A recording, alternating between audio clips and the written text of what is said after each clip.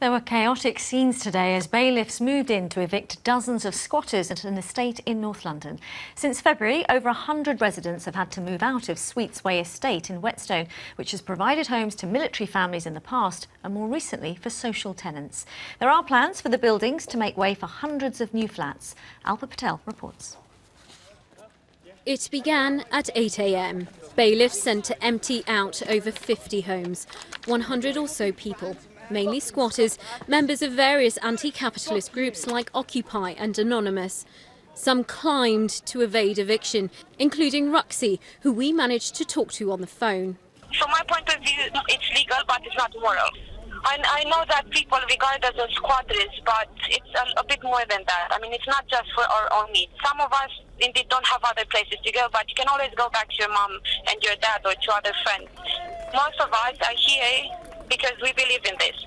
She was forced down along with the rest of her friends, although some resisted more than others. Back on the ground, Ruxy explained why she is so passionate. I worked as an estate agent, don't get me wrong, in Marylebone, so I've been on the other side.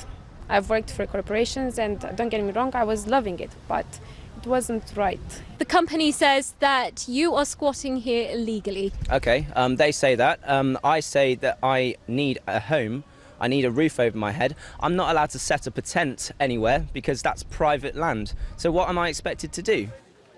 The Sweets Way estate belongs to Annington's Property Limited, who intend to redevelop the site. In 1996, Annington leased their properties to the Ministry of Defence. In 2008, the MOD decided the properties were no longer required and so handed them back to Annington, who allowed them to be used as temporary accommodation. In December 2014, planning consent was granted to redevelop the site. And in January 2015, tenants were told to vacate the properties. And that's when the squatters moved in. Annington Property says it is regrettable when homes need to be demolished.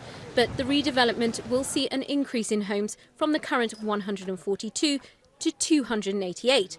59 will be affordable housing.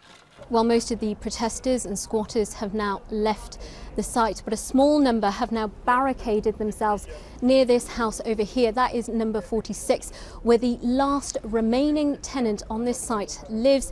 He is an Iranian refugee, a disabled man who lives there with his two sons. He will find out today when he will be evicted.